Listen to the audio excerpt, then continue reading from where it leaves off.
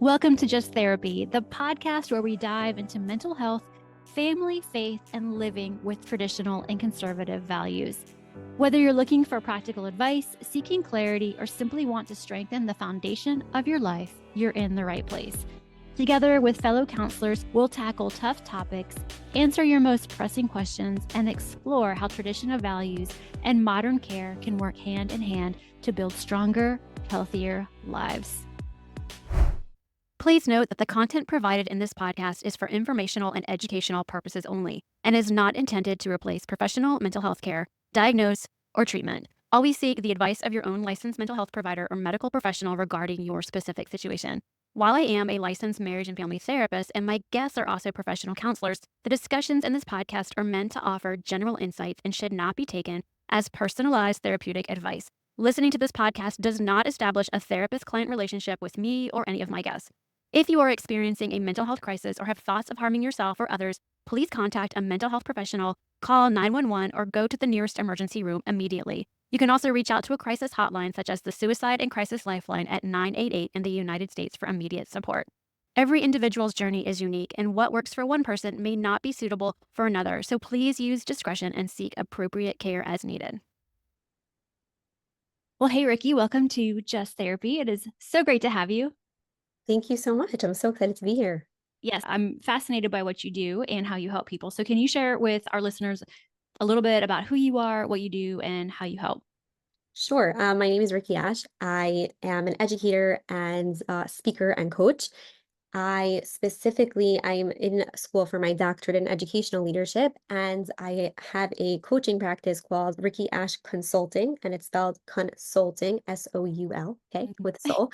And my goal is really to empower people to live purposeful, aligned, meaningful lives with soul, really. So whether that's in the form of one-on-one coaching or workshop or a speech, my goal is really to share the wisdom of Viktor Frankl and his really unbelievable modality of therapy known as logotherapy, which is therapy through meaning. And what I love to do is to share that wisdom with people and help them make it practical and apply it to their lives. Yes. And for our listeners who may not know who Viktor Frankl is or what logotherapy is, could you give us a little bit of an introduction? Of course.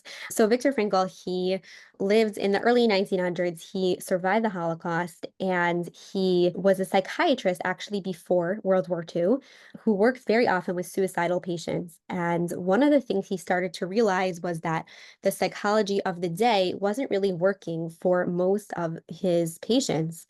And he started to realize that the thing that was really keeping people alive, literally and figuratively, is actually living with meaning.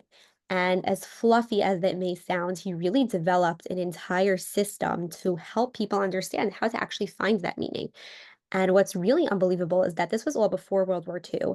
And unfortunately, Viktor Frankl was put through, hell of many concentration camps. And this was actually his ability, unfortunately, to test this theory in in a really, really insane place. And at the end, he really understood that people that had the ability to find meaning were able to get through the Holocaust and get through these horrible times, coming out much stronger. And then he wrote a book about his experiences in the war. He really didn't want people to read it. He didn't even want to write this book. And he was shocked that it was such a bestseller because he was upset. Oh my gosh, why do people really need this so much in life? But he really touched on an important point that we as human beings, we have this craving for meaning. And I love to share with people the wisdom of how to actually find that in life.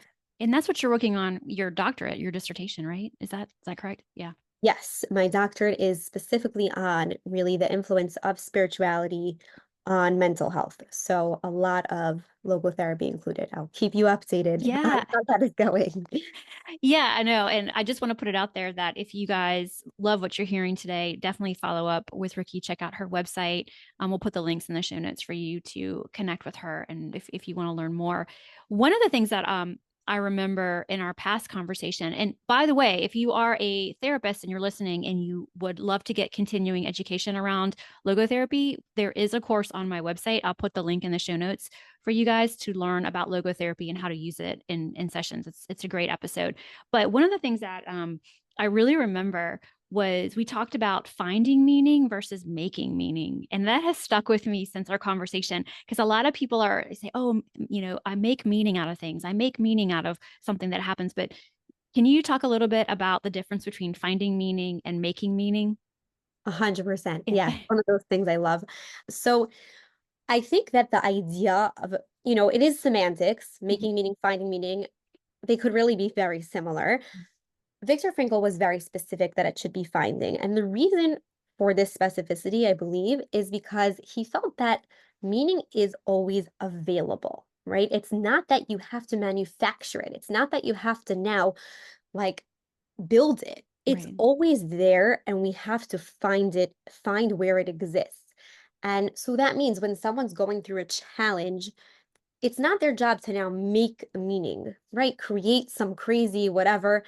It's finding what's already there. And again, it's a very subtle difference, but I think it's really important. And, when you get practical about it and think about specific challenges that people go through, you understand, when someone goes through something challenging, let's say, someone experiencing fertility issues, right? Mhm. So it's not that they're going to, want to be like, okay, let's make meaning out of this, right? That sounds like a little bit trite and a little bit like kind of underrating their struggle, really.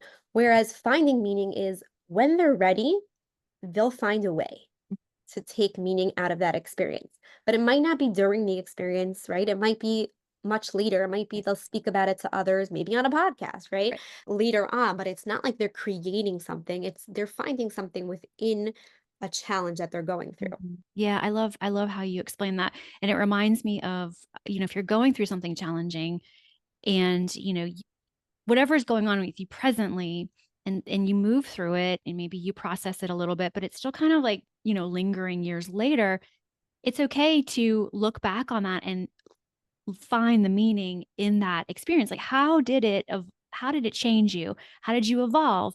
How did you maybe take a step backwards? But to find the meaning in that experience is important, I think, to help people really move forward and process through so they can grow. They can have that growth.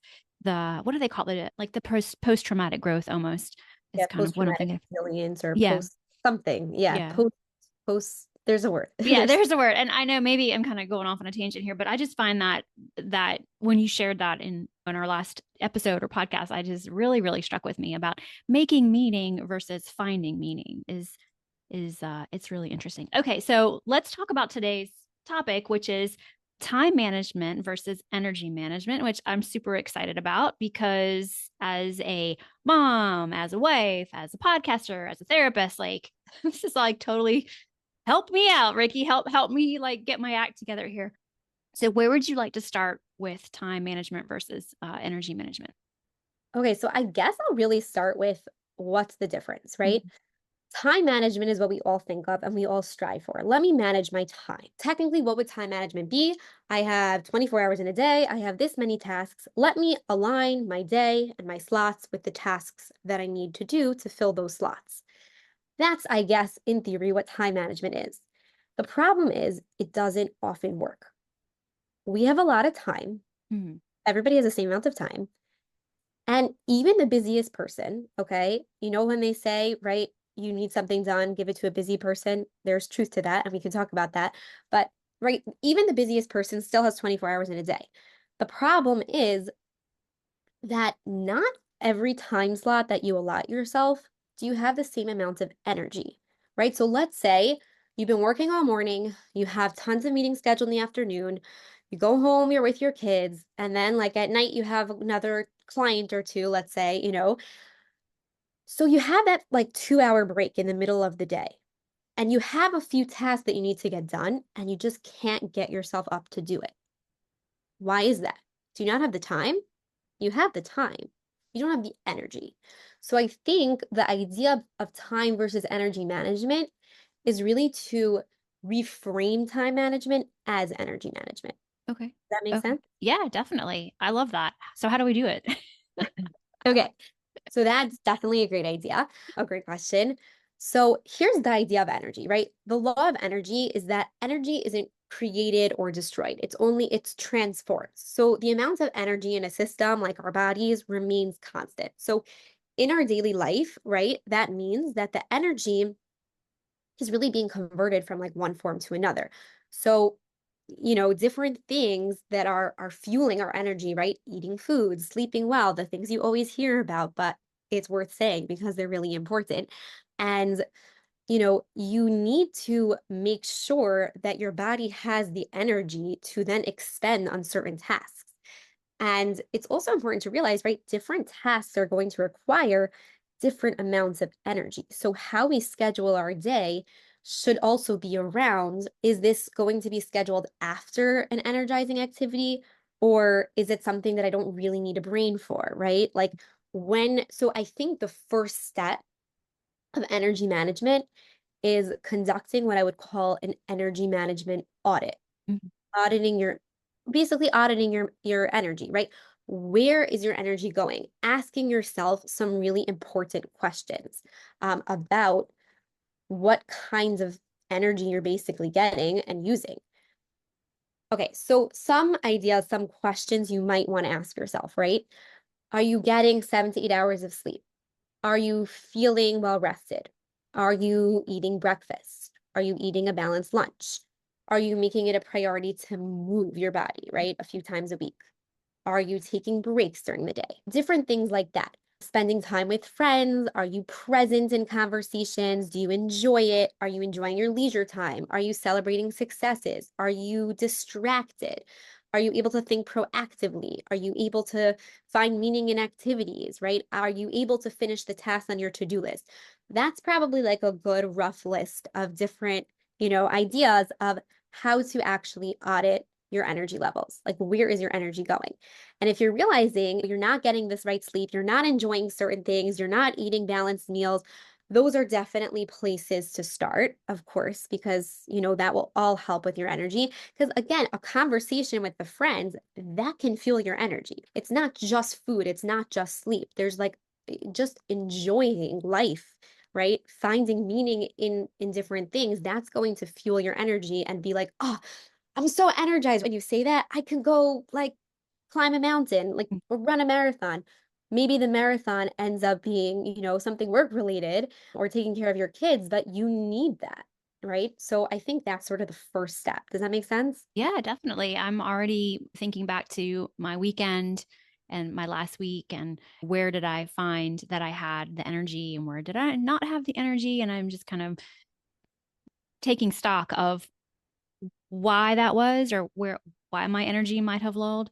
I did have the flu last week, and so that'll Yeah. definitely have you reassessing a lot of things. Like, what do you have the energy? I had a lot of time because I was not working, but I didn't have the energy to, and I hate that feeling, especially as a mom. Oh, I really dislike that feeling It's because, the worst. yeah. And I think as women, we often do this Mhm. where we have two options, right? Like either we can rest and regain our energy, or we can be productive. But we choose the third hidden option, which is kind of rest while beating ourselves up for not being productive the entire time, Yes. right? And the problem with that is that you got nothing. Now you weren't productive Mhm. and you weren't resting. So maybe reframing rest as productive is the answer for people that need to be productive, but you can't possibly reset and be productive without that rest time. But I think we have a very hard time allowing ourselves that rest because it seems to come at the expense of productivity. And I think productivity is really a tool to allow us to live a value aligned life. It's not a laudable thing out of in of itself to be productive. Like, Mhm. are we being productive? I was talking to a client the other day and she told me she had so many things to do, how many things she could get done. She was unpacking from a trip. She had 6 children. She had like a crazy day going on. And she said she really wanted to make sure that she kept the tone in her house positive and that she wasn't going to, be obnoxious to her husband or her kids in her pursuit of all of this.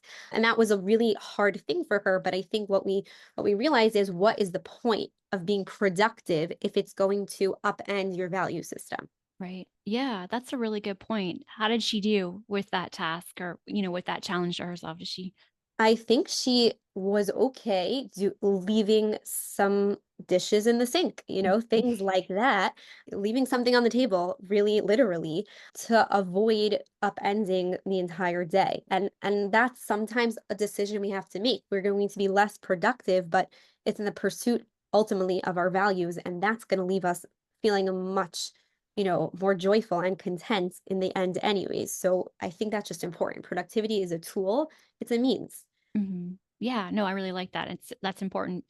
That's a really good example. So what would be next in the time management versus energy management? Okay, so once you sort of have an audit, right, and you kind of know like where's my energy going, what can I change, things like that. So I think it's important to schedule very thoughtfully.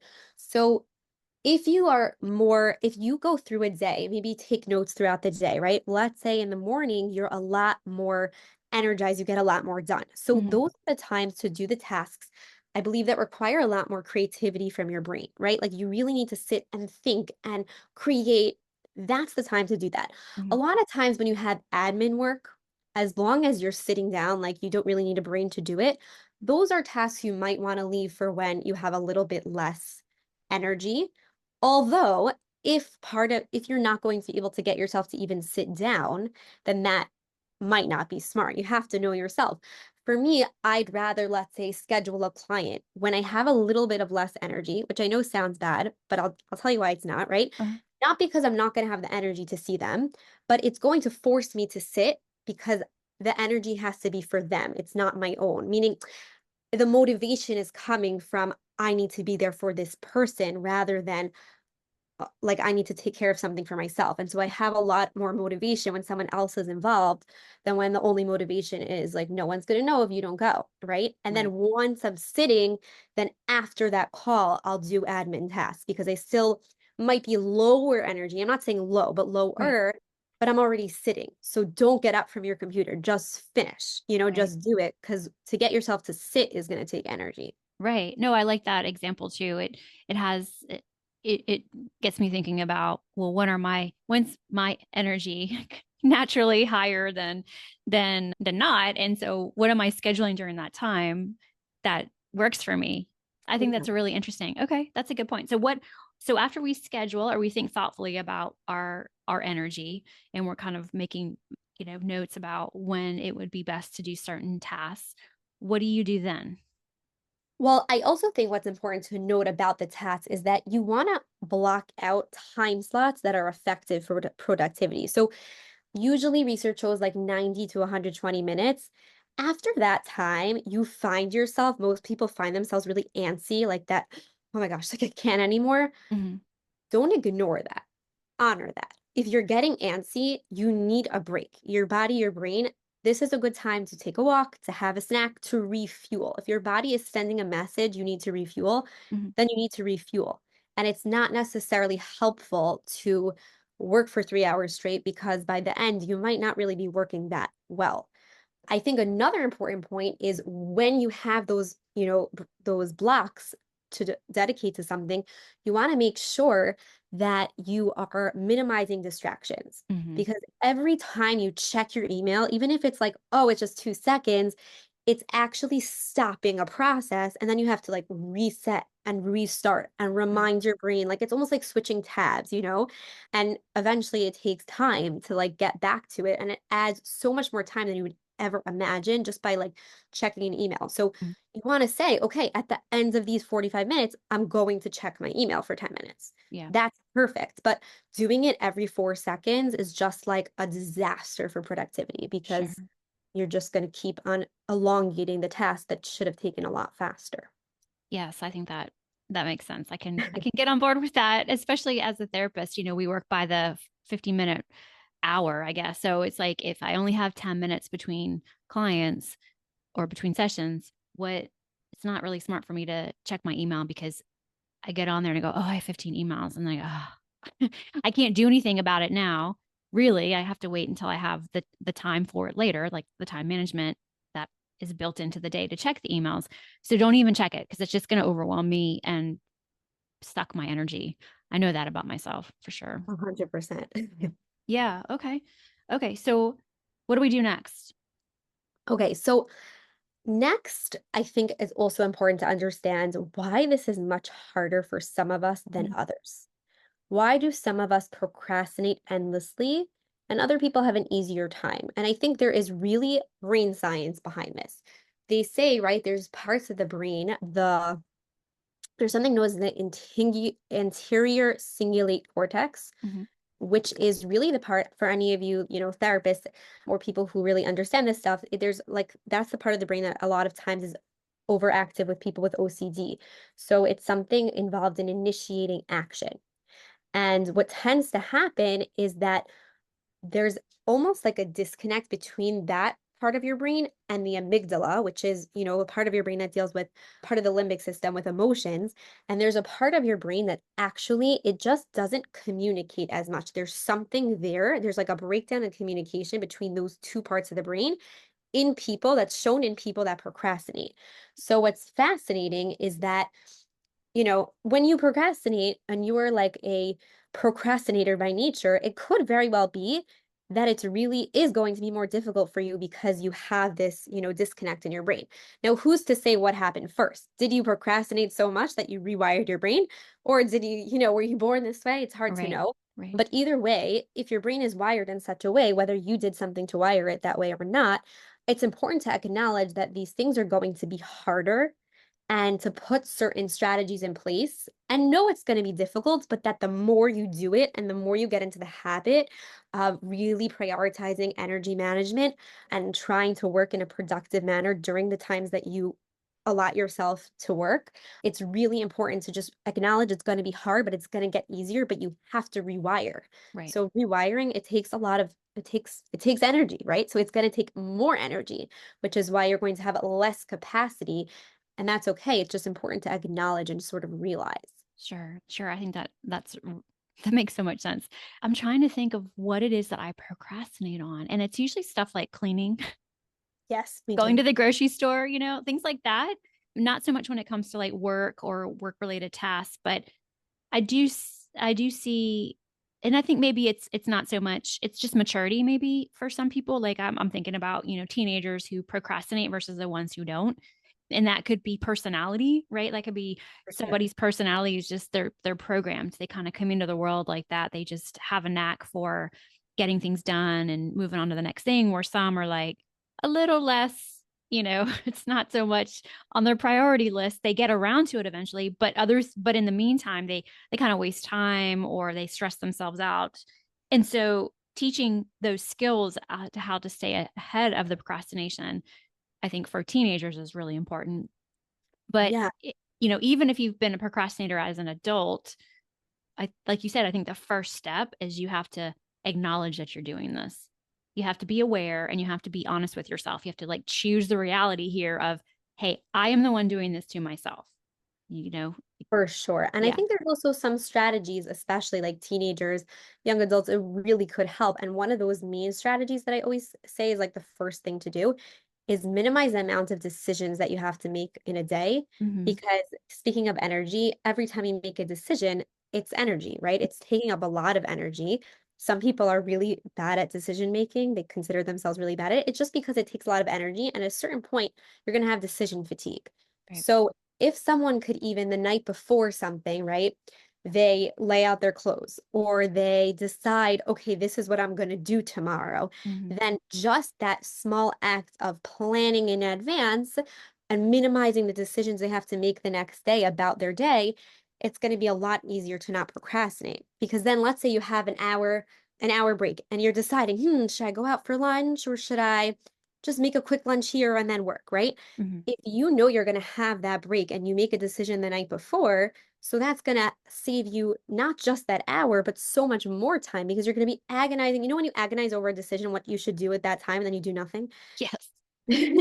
So you want to avoid that. And a big way to do that is avoid decision fatigue by making as many decisions as you can in advance or taking away the need for decision. Decide on clothing, meals, all of that Right. before. Yes. Yeah. And I for me, it there's so many things that are just already made decisions. Like, yeah, they're just habits, I guess, at this point. But I do know that if I think about like a Sunday afternoon, and I know that that's usually when I go grocery shopping, but I want to procrastinate it because it's like just one thing I don't like doing on Sundays is going grocery shopping. I have to make the decision the night before. How am I going to attack that? How am I going to check it off my list? How am I going to make it a pleasurable activity? How am I going to get through it and not procrastinate it away? So Sunday at 4:30, when everybody else is going grocery shopping, I'm the one that's driving up there and I'm cursing under my breath because I procrastinated. So I think that, I mean, that's an example for me as like a busy person, mom, wife, therapist, whatever, all those things. But it's important for my family to have healthy food to make their lunches for them to go to school and for my husband to go to work. So it's a value that is important to me. So it gets done, even if it's procrastinated and I can't stand it to some degree.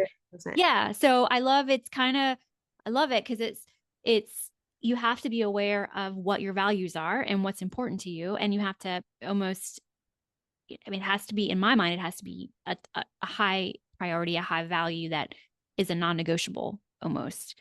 And 100%. yeah, even if it's not a pleasurable a way to spend your time, like going to the grocery store, it's important that it gets done. So I figure out a way not to procrastinate it because it's important. I hope that makes sense. I feel like I'm For sure. And I think even more than that, sometimes the amounts of things that are going on in our brain that's taking up our mental space, like you were kind of reminding me with, what we value. Mhm. I think a lot of times we are getting so stuck in our brains and we're dedicating so much time and energy to things that are actually beyond our control. Yeah. Right? We all do that a lot. And I actually think, and this is really very much inspired by Viktor Frankl, but kind of creating a list. I sometimes have clients do this, or I'll do it myself. If you have a lot going on in your brain and you need to like really manage your energy at that moment, what are the things in my brain right now that I'm obsessing over that are within my control and what's not in my control?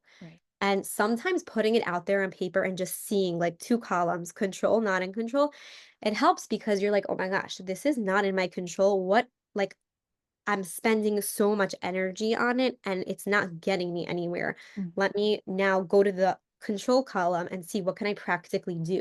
And maybe even the what I can control has something to do with what I can't control. It's like maybe the same problem, but a different aspect of it. So spend the time on that, spend the energy on that. Because I think very often we spend so much energy on what's out of our control, just thinking about it and overthinking about it. And, as a therapist, Right. ruminating and whatever it is, that your day's over just by thinking. Right. And that's exhausting. I mean, it's just truly exhausting. And you're worrying you I used to have a family member who they love to worry, that they think that the more they worry, the more they can have control over something. And to me, that's just like, what? You have no control over it. You have no control over it. But I think this person thought that if I worry about it, if I talk about it enough, if I put it out there, then it's some type of control of something. And in the meantime, it was hard to be around because there was so much worry and anxiety and they couldn't control any of what they were trying to control. I don't know. I don't know where I'm Yeah, going I with mean, it that, but makes it's sense tough. though. It Hmm. does make sense that you would think that worrying would give Hmm. you control. I don't know why it makes sense. It doesn't really make sense, but I see myself having done that many times, Yeah. so I can, like, relate to it. It is like a, for some reason, normal human thing to Mhm. think. We also think we have a lot more control than we do. Right. We like to assume that we have a lot of power, and I think in psychology, we know people that believe they have control, it is nice, like, there's no learned helplessness as much, right? It Right. helps us become resilient, but then at the same time, trying to control things that are beyond our capacity is also setting us up for failure. So I think we have to acknowledge, and I think, to take a line from Viktor Frankl, really at the end of the day, the thing that we have control over is our attitude and our ability to respond to any given situation. Very often, we don't have the ability to change things. And when we do, we should change them. Viktor Right. Frankl is very clear about that in his writings. Like, if you have the ability to change a bad situation, change it, of course. Mhm. Once you don't, then the only ability and that you have, or responsibility, right, is your ability to respond, is your ability to choose your attitude. And so trying to control the situation is not going to be as helpful as put in the column of like hand control is how am I going to respond? Mhm. How am I going to react? How Right. am I going to train myself to feel about this situation right now? Right. Yeah, I totally get that. I'm thinking about as a mom, the things that I worry about with my kids, and then the worry, and then the control, and the changing your attitude. And it's tough. I mean, it can be rough. We moms especially can spend a lot of time thinking and overthinking and worrying and try to control. And that has been a learning. I've had so many learning moments recently with Yeah. my kids.